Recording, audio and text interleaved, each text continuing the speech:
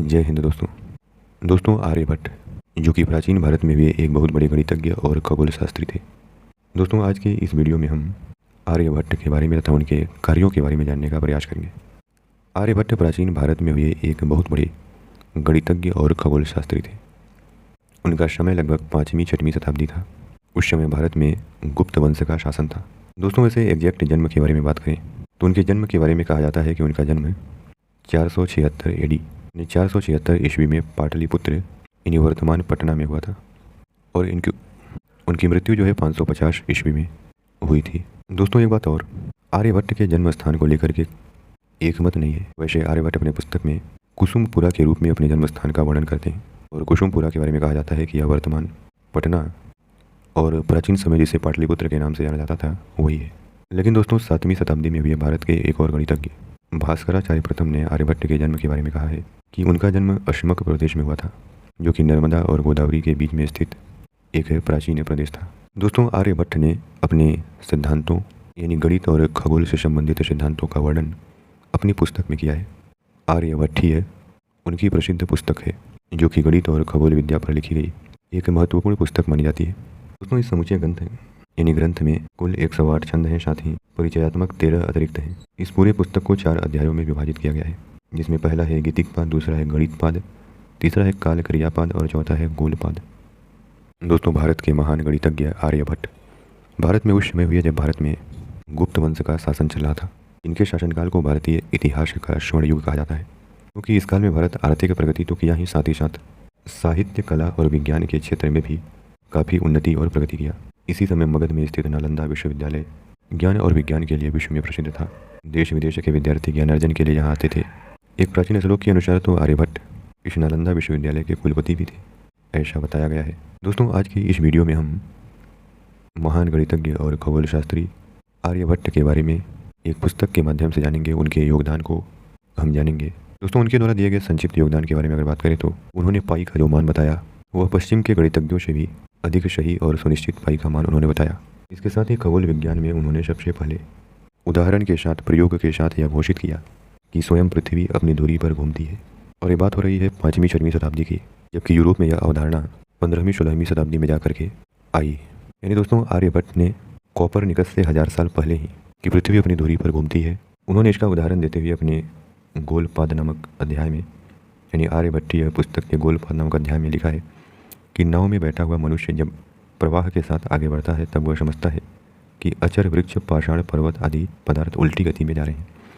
उसी प्रकार गतिमान पृथ्वी पर से स्थिर नक्षत्र भी उल्टी गति से जाते हुए दिखाई देते हैं। इस प्रकार आर्यभट्ट ने सर्वप्रथम यह सिद्ध किया कि पृथ्वी अपने अक्ष पर घूमती है। दोस्तों इसी तरह आर्यभट्ट ने गणित, खगोल और ज्योतिष के क्षेत्र में काफ़ी योगदान दिया है, जिसके बारे में आइए इस पुस्तक के माध्यम से हम जानते हैं, जिसके लेखक हैं गुणाकर मूले जी। उनकी पुस्तक का हम अच्छा सा अध्ययन करते हैं। तो आइए शुरू करते हैं। आर्यभट्ट ने आर्यभट्टीय पुस्तक में पृथ्वी के बारे में जो तथ्य रखे वे उस समय की धार्मिक मान्यताओं के विपरीत थे। इसलिए तत्कालीन ज्योतिषियों ने आर्यभट्टीय की पांडुलिपियों के साथ तथ्यात्मक तोड़ मड़ोड़ शुरू कर दी। कितना कठिन होता है लोगों की सोच में किसी भी प्रकार का परिवर्तन ला पाना। आर्यभट्टीय सिर्फ खगोल की चर्चा तक सीमित नहीं है, इसमें गणित के भी कई पहलू उभारे गए हैं।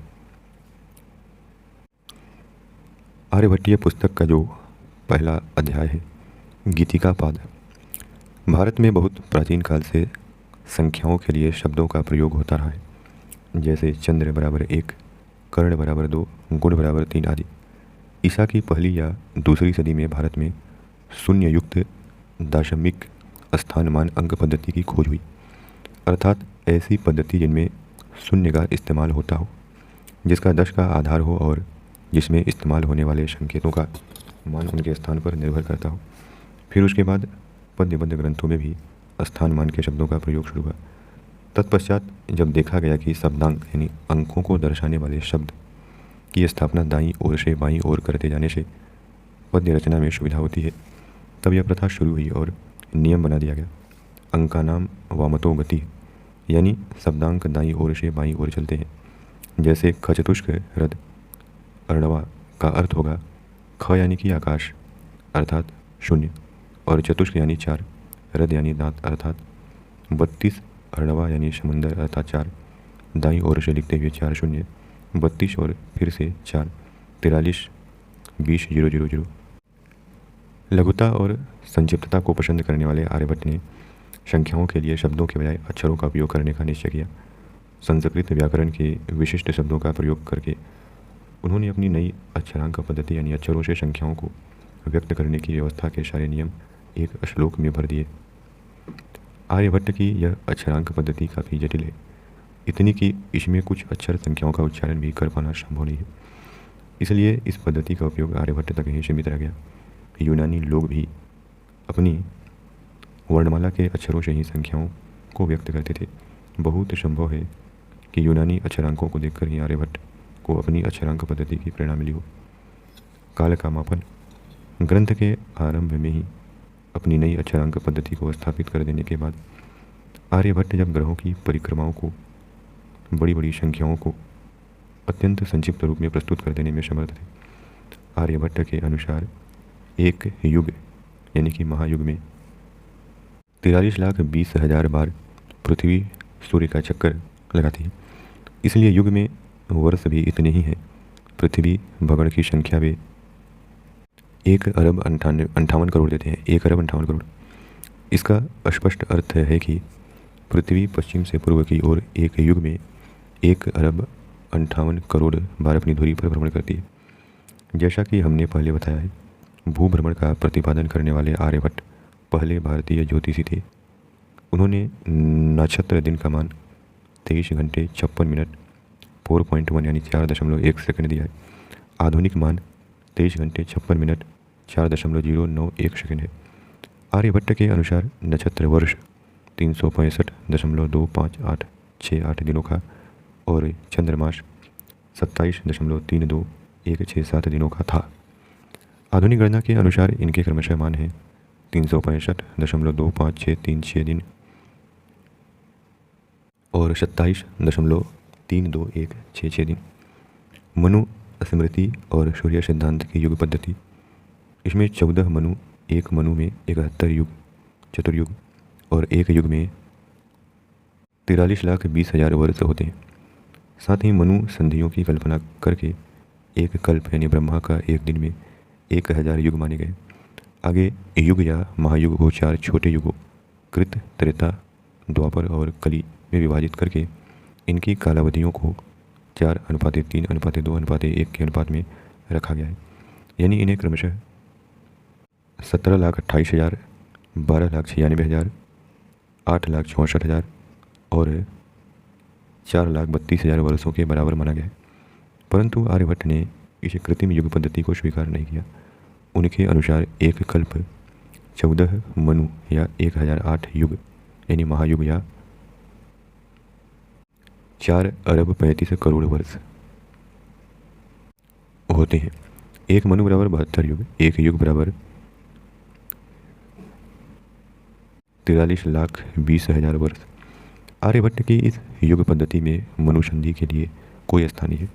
ब्रह्मांड के सृष्टि काल को उन्होंने स्वीकार नहीं किया। सृष्टि और प्रलय की मान्यताओं में उनकी आस्था नहीं थी। वे काल को अनादि और अनंत मानते थे। आर्यभट्ट ब्रह्मा की आयु की भी बात नहीं करते।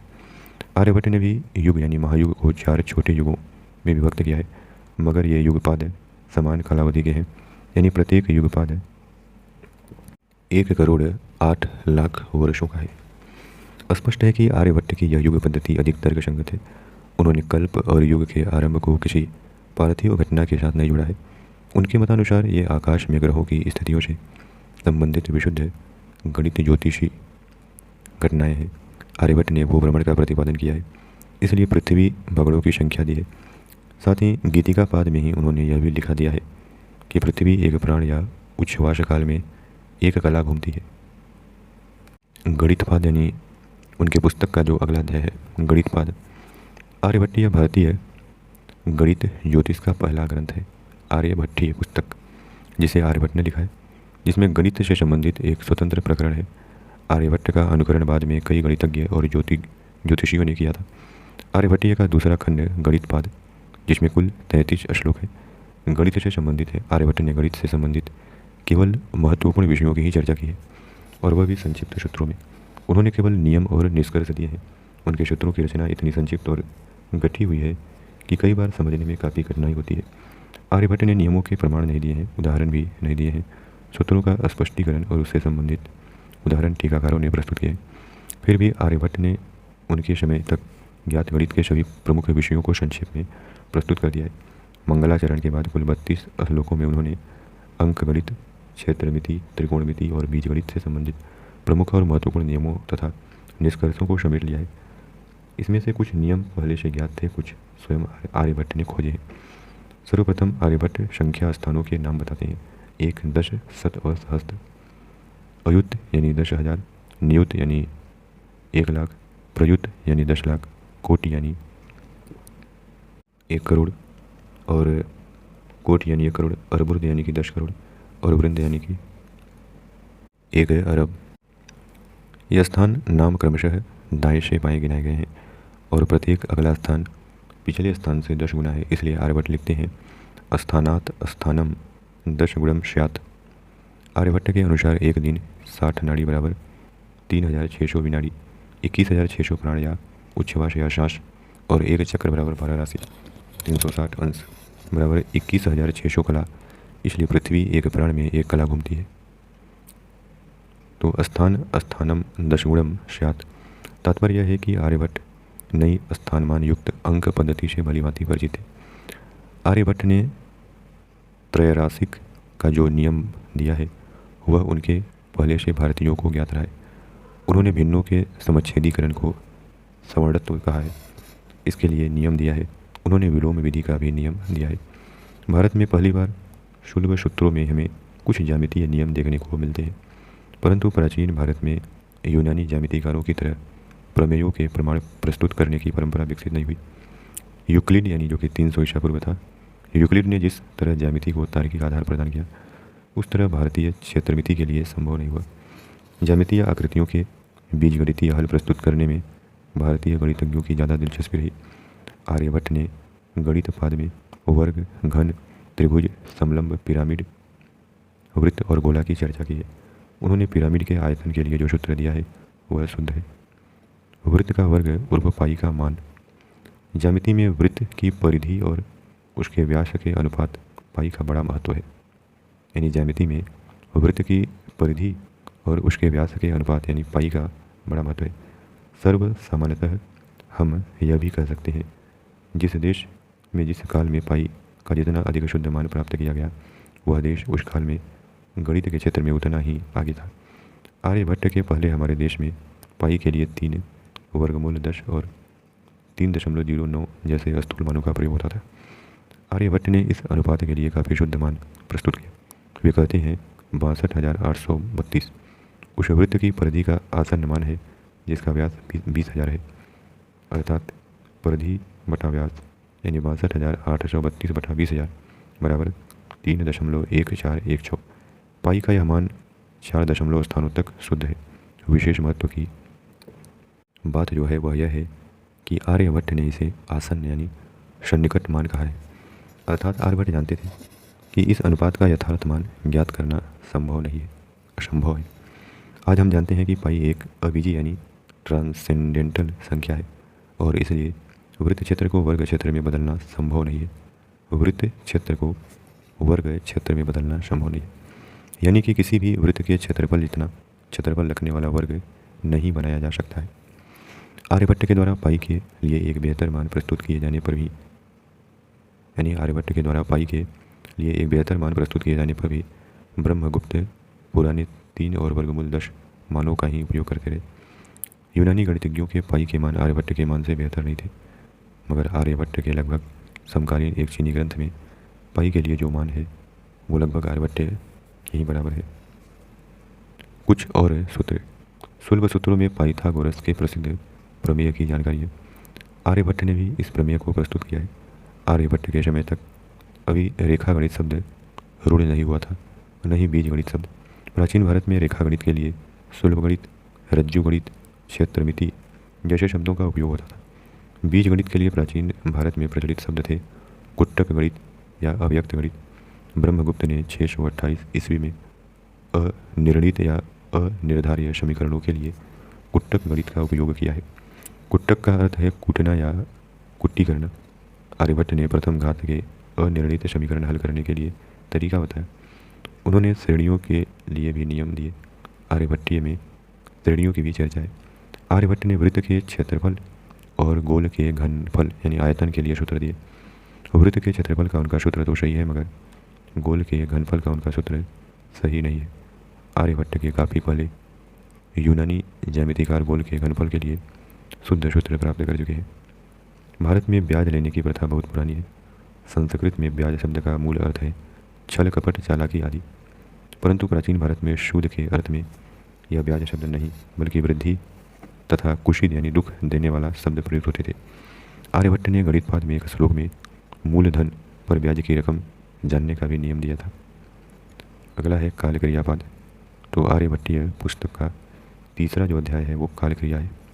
कुल 25 श्लोकों के इस अध्याय का प्रयोजन है ग्रहों के स्पष्ट यानी यथार्थ स्थितियाँ निर्धारित करने के लिए आवश्यक सिद्धांत प्रस्तुत करना। चूँकि काल का निर्धारण से ही ग्रहों की स्थितियाँ स्पष्ट हो सकती हैं, इसलिए काल क्रिया यानी काल गणना एक सार्थक शीर्षक है।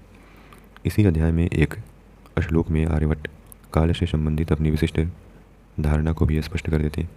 लिखते हैं, युग, वर्ष, मास और दिवस सभी का प्रारंभ एक ही समय चैत्र शुक्ल प्रतिपदा से हुआ। काल अनादि और अनंत है।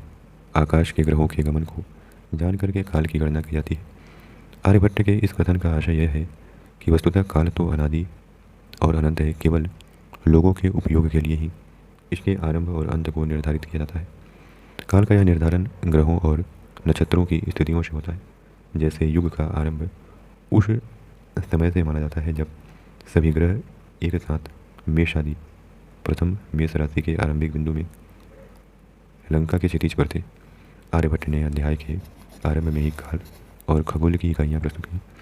जैसे एक दिन बराबर 60 नाड़ी बराबर 3600 विनाड़ी बराबर 21,600 प्राण। इसी प्रकार एक चक्र बराबर 12 राशि 360 अंश 21,600 कला। इसलिए प्रथम अध्याय में ही उन्होंने कह दिया था, प्राण्यनैति कलाम भू, एक प्राण में पृथ्वी एक कला घूमती है। आगे के श्लोकों में आर्यभट्ट काल की बड़ी इकाइयाँ प्रस्तुत करते हैं।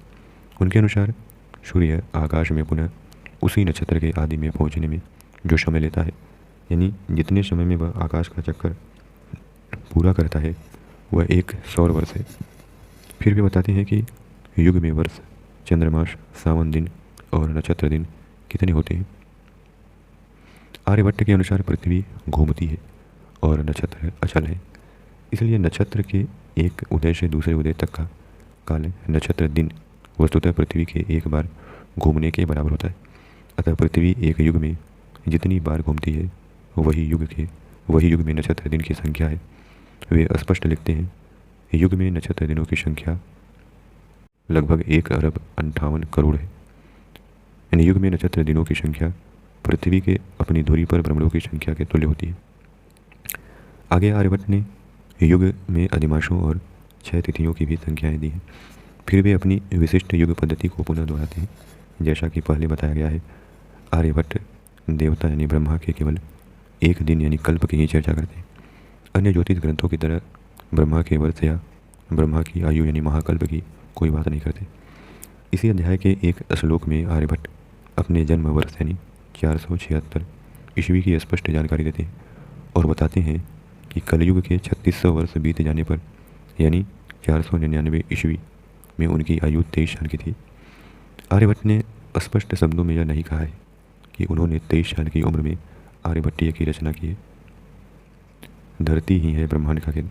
काल क्रियापाद के आगे के कुछ श्लोकों में आर्यभट्ट ने ग्रह कक्षाओं की परिधियाँ दी हैं, पर यह सब बातें परिकल्पित हैं। आर्यभट्ट यानी भारतीय ज्योतिषियों ने आर्यभट्ट ने भी माना कि सभी ग्रह पृथ्वी के चारों ओर समान गति से परिक्रमा करते हैं, परंतु वास्तविकता यह नहीं है। वस्तुतः सभी ग्रह सूर्य के चारों ओर घूमते हैं और उनके वेग समान नहीं। सूर्य से अधिक दूर के ग्रह अधिक धीमी गति से घूमते हैं। आर्यभट्ट ने एक श्लोक में ग्रहों की कक्षाओं का क्रम स्पष्ट कर दिया है। सबसे ऊपर नक्षत्र मंडल, उसके नीचे क्रमशः शनि, बृहस्पति, मंगल, सूर्य, शुक्र, बुध तथा चंद्रमा की कक्षाएं। ग्रहों के क्रम के बारे में सभी भारतीय ज्योतिषियों की यही मान्यता रही। मगर सप्ताह के वारों का क्रम यह नहीं है। वस्तुतः आज प्रचलित 7 वारों के नाम वैदिक साहित्य, वेदांग ज्योतिष और महाभारत में कहीं देखने को नहीं मिलते। भारत में 7 वारों और 12 राशियों का आगमन खलदियाई यूनानी फलित ज्योतिष के साथ ईसा की आरंभिक सदियों में हुआ। ग्रह गति के भारतीय सिद्धांत भी यूनानी ज्योतिष से ही ग्रहण किए गए हैं। प्राचीन काल के ज्योतिषियों की यूनानी ज्योतिषियों की भी दृढ़ मान्यता रही है कि पृथ्वी ही केंद्र स्थान में है और ग्रह और सूर्य भी इसी की परिक्रमा करते हैं, परंतु पृथ्वी को केंद्र में मानकर के ग्रहों की स्पष्ट गतियों को जानने में कई कठिनाइयाँ हैं। इसके लिए यूनानी गणितज्ञ ज्योतिषियों ने कुछ कृत्रिम योजनाएं तैयार की थी, जिन्हें उत्केंद्री और अधिचक्री के नाम से जाना जाता है। ईसा की आरंभिक सदियों में भारतीय गणितज्ञ ज्योतिषी अपनी परंपरागत मान्यताओं में संशोधन करने में जुटे हुए थे। उसी दौरान उन्होंने उत्केंद्री और अधिचक्री योजनाओं को भी ग्रहण किया। इनकी जानकारी सूर्य सिद्धांत में है, जिसे वराहमिहिर ने लिखा है। आर्यभट्ट ने भी कालक्रियापाद में इसका वर्णन किया है। आर्यभट्ट एक निवेदकर्ता, ज्योतिषी और कुशल गणितज्ञ थे। उन्होंने बेबीलोनी, खलदियाई और यूनानी ज्योतिष की कई मान्यताओं को अपनाया और उन्हें सुव्यवस्थित रीति से प्रस्तुत किया। उनके इस प्रस्तुतिकरण में मौलिकता है। कहा जाता है कि यूनानी गणित ज्योतिष में जो स्थान तालेमी यानी टोलेमी का है, वही स्थान भारतीय गणित ज्योतिष में आर्यभट्ट का है। गोलपाद, तो आर्यभट्टीय जो पुस्तक है उसका जो चौथा और अंतिम अध्याय है वह गोलपाद है। 50 श्लोकों में इस सबसे बड़े अध्याय में तारामंडल पर सूर्य, चंद्र और ग्रहों की गतियों को समझाया गया है। भूगोल के प्रमुख वृत्तों को भी परिभाषित किया गया है। पृथ्वी की स्थिति और दैनंदिनी गति को भी इसी अध्याय में स्पष्ट किया गया है। इसी अध्याय में आर्यभट्ट ने ग्रहणों का भी विवेचन किया है, यानी चंद्र ग्रहण और सूर्य ग्रहण के बारे में संक्षेप में उन्होंने बताया है। इस अध्याय का विषय गोलीय खगोलिकी है, एस्ट्रोनॉमी। सूर्य के आकाश मार्ग को क्रांति वृत्त कहते हैं। क्रांति वृत्त और विषुवत वृत्त एक दूसरे को जिन 2 बिंदुओं पर काटते हैं उन्हें संपात बिंदु कहते हैं। पहले से ज्ञात होने के कारण आर्यभट्ट इनकी चर्चा नहीं करते। वे संपात बिंदुओं के पश्चगमन यानी अयन चलन की कोई चर्चा नहीं करते। अन्य भारतीय ज्योतिषियों की तरह आर्यभट्ट की भी यह मान्यता रही है कि समूचे विश्व में अकेला सूर्य ही प्रकाश का स्रोत है और सूर्य के प्रकाश से ही आकाश के सभी पिंड तारे भी प्रकाशित होते हैं। परंतु आज हम जानते हैं कि तारे स्वयं प्रकाशित पिंड हैं। आर्यभट्ट पृथ्वी के बारे में जो मत व्यक्त करते हैं वे मौलिक और बहुत महत्वपूर्ण हैं। शुरू में ही वे स्पष्ट कर देते हैं कि पृथ्वी किसी आधार पर स्थित नहीं है, यह निराधार है। वराहमिहिर और भास्कराचार्य आदि का भी यही मानना है। मगर आर्यभट्ट का यह मत कि पृथ्वी 4 महाभूतों मिट्टी, जल, अग्नि और वायु से निर्मित है, दूसरे ज्योतिषियों से भिन्न है। उन्होंने 5वें तत्व आकाश को स्वीकार नहीं किया है। क्योंकि आर्यभट्ट की 4 महाभूतों की मान्यता स्मृति, परंपरा और आस्तिक मतों के विरुद्ध थी, इसलिए परंपरा के पोषक पुरोहित वर्ग द्वारा इसका विरोध हुआ। वराहमिहिर ने ज्योतिष शास्त्र में पुनः 5 महाभूत की स्थापना की। आर्यभट्ट की जिस मान्यता का सही होने पर भी विरोध हुआ वह भूभ्रमण है। गोलपाद के एक श्लोक में भी कहते हैं कि जिस तरह नाव में बैठा हुआ कोई मनुष्य जब पूर्व दिशा में जाता है तब तट की अचल वस्तुओं को उल्टी दिशाओं में जाता हुआ अनुभव करता है, उसी तरह यानी ठीक उसी तरह अचल तारागण यानी भूमध्य रेखा पर वह स्थान जहाँ उज्जैन से गुजरने वाला रेखांश आकर मिलता है, तो अचल तारागण में पश्चिम की ओर जाते प्रतीत होते हैं। तारामंडल स्थिर है, पृथ्वी ही अपनी धुरी पर घूमती है। यह बात आर्यभट्ट अपनी पुस्तक में और भी 3-4 स्थानों पर स्पष्ट कर देते हैं। और यहाँ ध्यान देने वाली बात यह है कि यह आर्यभट्ट पश्चिम के वैज्ञानिकों से लगभग 1000 वर्ष पूर्व ही बता दी है। न केवल भारतीय ज्योतिष के इतिहास में अपितु उस समय तक की समूची भारतीय चिंतन परंपरा में आर्यभट्ट का भू भ्रमणवाद एक नया क्रांतिकारी सिद्धांत था। उनकी यह मान्यता सही थी, परंतु श्रुति स्मृति परंपरा के विरुद्ध थी, इसलिए आर्यभट्ट के जीवन काल में ही इसका विरोध भी हुआ। आर्यभट्ट के भू भ्रमणवाद पर हमला करने वाले पहले ज्योतिषी वराहमिहिर हैं। आर्यभट्ट के भू भ्रमणवाद पर कठोर प्रहार करने वाले दूसरे गणितज्ञ ज्योतिषी ब्रह्मगुप्त हैं। उन्होंने आर्यभट्ट के दोष दिखाने के लिए अपने ब्रह्म स्फुट सिद्धांत में तंत्र परीक्षा नामक एक स्वतंत्र अध्याय ही नहीं लिखा है। ब्रह्मगुप्त ने आर्यभट्ट के न केवल भू भ्रमणवाद का बल्कि उनकी युग पद्धति और ग्रहणों और संबंधित सही मान्यताओं का भी खंडन किया है। एक बात यहाँ स्पष्ट कर देना चाहते हैं कि जब भी कोई क्रांतिकारी सिद्धांत देता है, भले वह सही हो, लेकिन उसको विरोध का सामना करना पड़ता है। पश्चिम यानी यूरोप में हम देखते हैं कि कई सारे वैज्ञानिकों को क्रांतिकारी विचार या सिद्धांत प्रस्तुत करने के कारण काफ़ी सारी यातनाएं झेलनी पड़ी। वहाँ जो धार्मिक संस्थाएं थीं, उन्होंने उसका काफ़ी विरोध किया। कई वैज्ञानिकों को तो जेल में डाल दिया गया और यहाँ तक कि कई वैज्ञानिकों को तो मार ही दिया गया। लेकिन भारत में प्राचीन समय में आर्यभट्ट जैसे क्रांतिकारी सिद्धांत देने पर विरोध जरूर हुआ, लेकिन उसको भी लोगों ने स्वीकार किया। ब्रह्मगुप्त ने आर्यभट्ट के न केवल भू भ्रमणवाद का बल्कि उनकी युग पद्धति और ग्रहणों से संबंधित सही मान्यताओं का भी खंडन किया। उन्होंने और भी दोष गिनाए और अंत में यह भी लिख दिया कि आर्यभट्ट के दोषों की संख्या बताना संभव नहीं है। आर्यभट्ट दूषणाम संख्या वक्तुम न शक्येत। गोलपाद में ही एक श्लोक में ग्रहणों के बारे में बताते हुए आर्यभट्ट लिखते हैं कि सूर्य को जब चंद्रमा की छाया ढक लेती है तो सूर्य ग्रहण होता है, और जब पृथ्वी की बड़ी छाया चंद्रमा को ढक लेती है तब चंद्र ग्रहण होता है। यह आर्यभट्ट का क्रांतिकारी विचार था। उन्होंने प्रयोगों के माध्यम से यह सिद्ध किया था कि सूर्य ग्रहण या चंद्र ग्रहण कोई राहु केतु की वजह से नहीं होता। आर्यभट्ट राहु को ग्रहणों का कारण नहीं मानते थे, मगर ब्रह्मगुप्त श्रुति स्मृति के अनुसार राहु को ग्रहणों का कारण मानते हैं और इसलिए आर्यभट्ट के मत का विरोध करते हैं। परंतु ब्रह्मगुप्त की दृष्टि में आर्यभट्ट का सबसे बड़ा अपराध था श्रुति स्मृति की अवहेलना करके भूभ्रमण का नया सिद्धांत प्रतिपादित करना। उन्होंने अपने ग्रंथ में स्पष्ट लिखा है, आर्यभट्ट आदि के विचार लोक विश्वासों के विरुद्ध और वेदों स्मृतियों और संहिताओं की मान्यताओं के विपरीत है। मगर बात केवल दोष दिखाने तक ही सीमित नहीं रही। आर्यभट्टीय की रचना में करीब 125 वर्षों में आर्यभट्ट के भूभ्रमण को बलपूर्वक भ्रमण में बदल देने के प्रयास हुए। आर्यभट्टी में जहाँ भू और कु पृथ्वी शब्द थे, वहाँ उन्हें ब्रह्म यानी तारामंडल में बदल दिया गया। सर्वप्रथम यह परिवर्तन भास्कर प्रथम ने आर्यभट्टीय भाष्य में ही देखने को मिलता है। ब्रह्म स्फुट सिद्धांत की रचना के ठीक 1 साल बाद बड़े आश्चर्य की बात है कि भास्कर प्रथम अपने को आर्यभट्ट का अनुयायी बताते हैं, उन्हें प्रभु कहते हैं, मगर अपने आर्यभट्टीय भाष्य में अत्यंत महत्वपूर्ण मूल शब्द भू को भ में बदल देते हैं।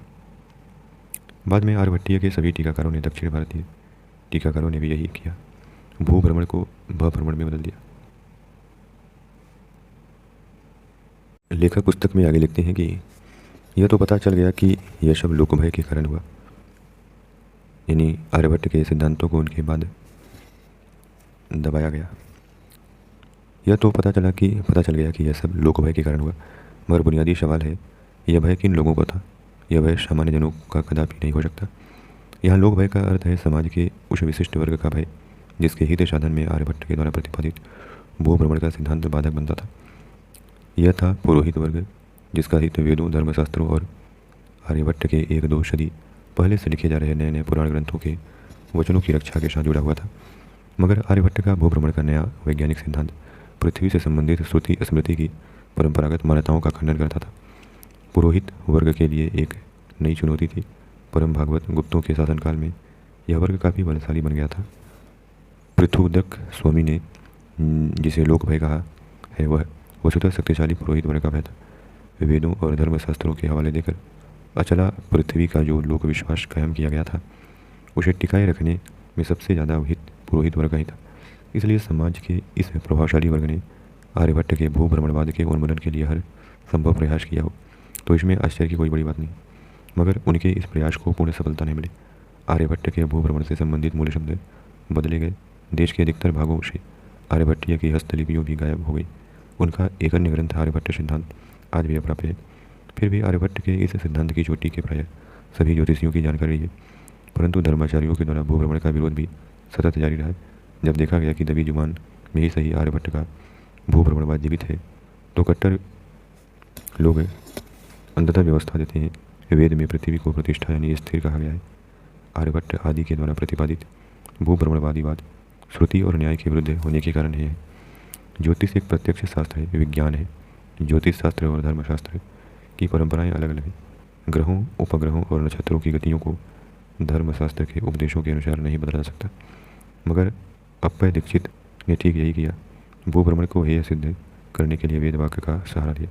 अथर्ववेद में पृथ्वी को प्रतिष्ठा यानी अचला यानी स्थिर कहा गया है।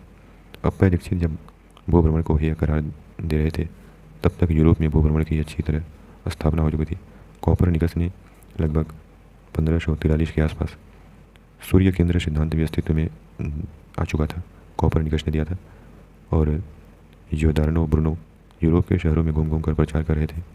रोम के ईसाई धर्माचार्यों के आदेश 1600 ईस्वी में ब्रुनो को जिंदा जला देना और वेद प्रमाण का आश्रय लेकर आर्यभट्ट के भूभ्रमणवाद के उन्मूलन के लिए हर संभव प्रयास करना, इन दोनों बातों में ज़्यादा अंतर नहीं है। यानी जब ऐसे क्रांतिकारी विचार आते हैं, लोग देते हैं, वैज्ञानिक देते हैं, तो उनको कई सारी यातनाएं रूढ़िवादी विचारकों द्वारा सहनी पड़ती हैं। आर्यभट्ट भी द्विज कुल में ही पैदा हुए थे, परंतु वे श्रुति, स्मृति और पुराणों के अंधभक्त नहीं थे। आर्यभट्टीय में अंत में उन्होंने लिखा भी है, मैंने यथार्थ और मिथ्या ज्ञान के समुद्र में से स्वयं बुद्धि से यथार्थ ज्ञान का उद्धार किया है, मगर ब्राह्मण पुरोहितों के वर्ग ने एक उच्च वर्गीय गणितज्ञ ज्योतिष के मतों को हेय क्यों करा दिया। इसके लिए भी प्रेरणाएं पहले से मौजूद थी। मनु स्मृति की व्यवस्था है।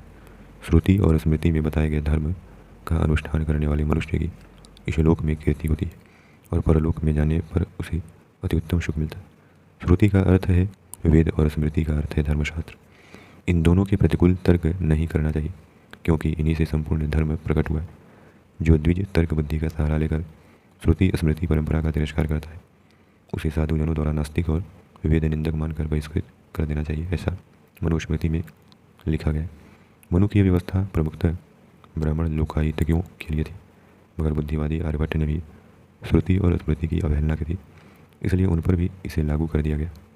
आर्यभट्ट की मान्यताओं को बदलने और मिटा देने के लिए सभी संभव प्रयास किए गए, सतत कई सदियों तक। इतना ही नहीं, आर्यभट्ट को लोक परंपरा से ही बहिष्कृत कर देने के प्रयास हुए।